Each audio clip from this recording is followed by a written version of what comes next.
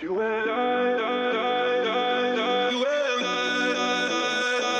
up you guys, and welcome to my video on how to play the official Fancy World Cup game. You know, the ones by that fast food restaurant with that clown as a representative with the big red fuzzy hair, and associated with the company that starts with an F and ends with an A and has a what if in the middle. You know the one I'm talking about. So without further ado, let's take a look at how the official Fantasy Football World Cup game differs to that of the FPL and how best to play it.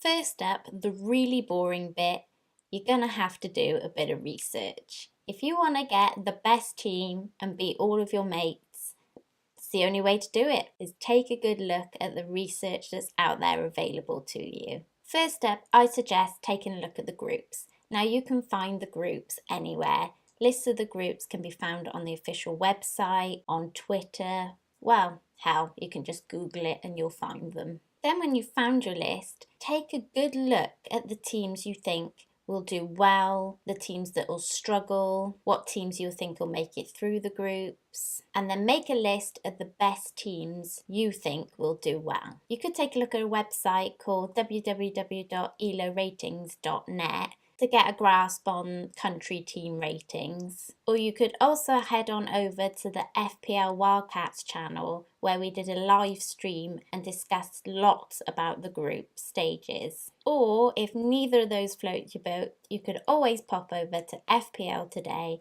where JNO will tell you all about the group previews and give you some of his predictions. So plenty of choices to choose from. Now, why do all of this research into the groups? Well, once you've decided which teams will do well, then you'll know they're the teams to raid for your fantasy football players.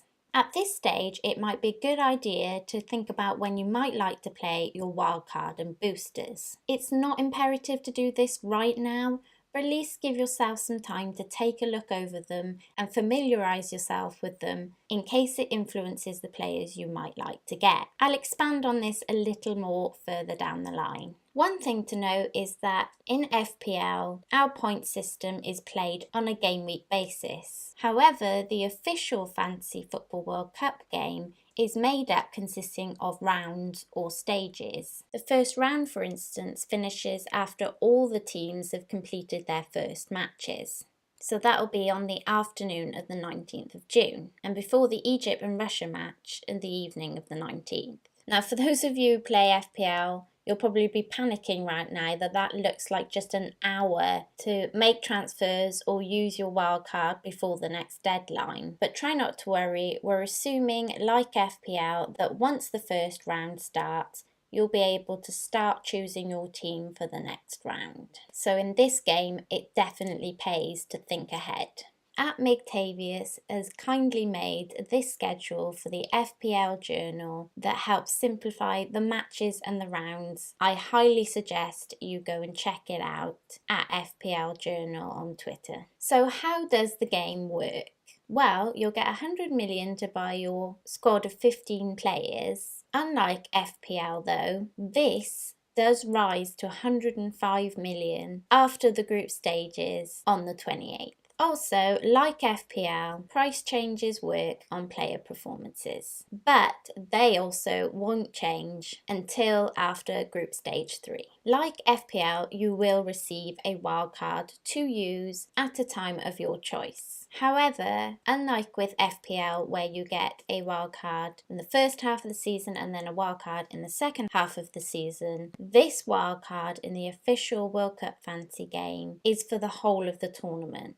But don't panic, it's not your only wildcard. You are given a wildcard to use between the group stages and the final 16. You get 1 transfer per round before that, 3 transfers before the quarterfinals, 5 before the semi-finals, and 5 between the semi-finals and the finals. So for me, it makes sense to use your free wildcard, the one you have for your whole tournament, early on in this competition. I've not played the game before, but I will likely use my wildcard after the first round because I will receive another wildcard soon, and then with 3 transfers, 5 transfers and 5 transfers all before the final, I don't think I'll need that wildcard later on. So that's how I'm planning to use it, and that's one way you could too. So let's get on to choosing your squad. Now that you've done all of your research, it's a good idea to start with the teams that you think you'll do well to start to build your squad. You must pick 2 goalkeepers, 5 defenders, 5 midfielders and 3 forwards, exactly like FPL. It is up to you, however, what formation it is you'd like to play. Bench players are more active in this particular squad than they are in FPL. I'll explain that in a bit more detail soon, but initially, if you've never played FPL before, the bench doesn't count towards your overall points unless you sub in your player or the game does for somebody who blanks. Now, strategy you could use here for your 15 players is to get a range of players from as many teams as you possibly can. Spread your picks across various days of the tournament to stand yourself the best chance of getting points. So your starting 11 would include players playing earlier on in the round. Then instead of letting the game auto-sub, which of course, like FPL, you can do, but this is where this particular fantasy football game comes into its own. It's all about you choosing who to sub in and when not to sub them in. It's effectively a game of stick or twist. So instead of letting the game auto-sub, you can see how your starting 11 does initially because they've started early on in the round, and decide whether to stick with your players that have done well or twist, maybe thinking another player will do better, or if you get any players that blank, then you can just substitute another player in from your bench. So for instance, the earlier games in this particular round are Uruguay could consider their defence with a good fixture against Egypt, France, Argentina, Portugal and Spain, although they are playing each other. And then you could have players from, say, England, Belgium, Brazil or Germany on your bench to switch in if the players you had from the previous teams didn't do as well as you think they might have done. Again, your first starting 15 will all depend on your strategy to do with your boosters and your wildcards. For me, as I say, I'm considering using my wildcard very early on, so my first game round players will be made up of teams that I think have good fixtures and players that I think will do well. So just like FPL, once you've chosen your official Fantasy World Cup team, you will need to choose a captain that will receive double the points for his game round. But again, unlike FPL, your captain can be changed at the end of each day. So you could use the same strategy as setting up your team, choosing captain from the players that play earlier on in the game round. Remember though, it's day by day rather than match by match. So you can't have a captain on the same day that you put the captaincy on earlier on because he's in an early match, and then later on there's another match with somebody who you think will be a better captain, but they're on the same day. Unfortunately, you're going to have to choose which one you think will be your better option that day. So it's day by day, remember that, rather than match by match. But if you put that captaincy on somebody who's playing earlier on in the game round, then it's effectively, again, a game of stick and twist. You start earlier on in the game round, and for me, I think I have like 5 players overall of the game round that I can switch the captaincy to.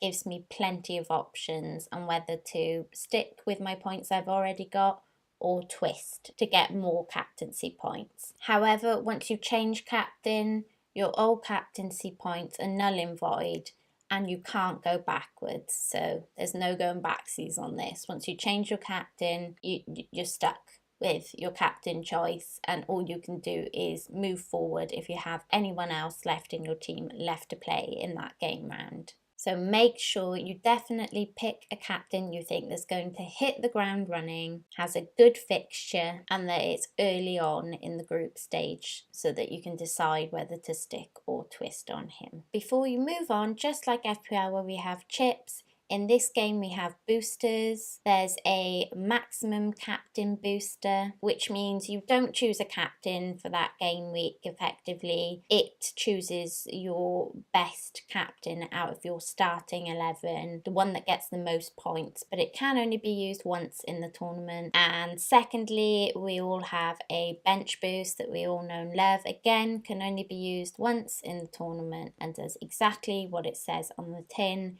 It counts all of the points on your bench for that game round, or that stage, so to speak.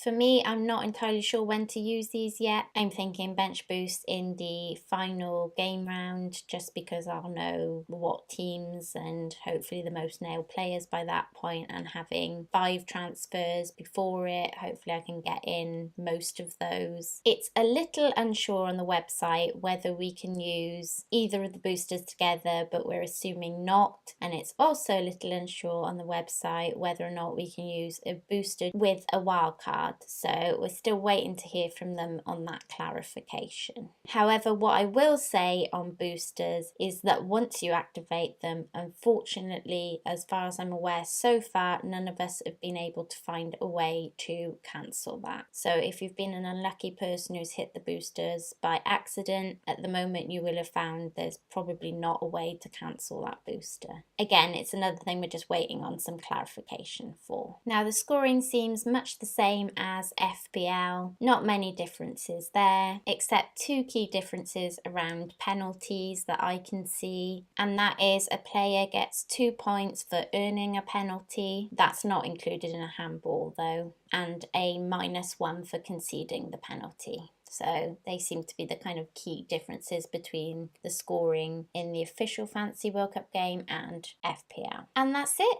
Lastly, just have fun and enjoy yourself. This isn't an FPL season for me. I've never played the official Fantasy World Cup game before, so this is all very new to me, and I'm looking forward just to having a bit of fun with it rather than, going all out. I must just say before I go anywhere though that this video was inspired by the thread that @GameWeek38 made on Twitter. I'll leave a link in the description below for him. You should go check him out. It's a brilliant thread and just helps talk you through the game, much like I've just done. And please don't forget to like, subscribe, hit the notification bell for all things football and fantasy football and FPL related on this channel from me. And don't forget to check out @FPLWildCats or the FPL Wildcats channel. And thanks for watching. Nymfria out.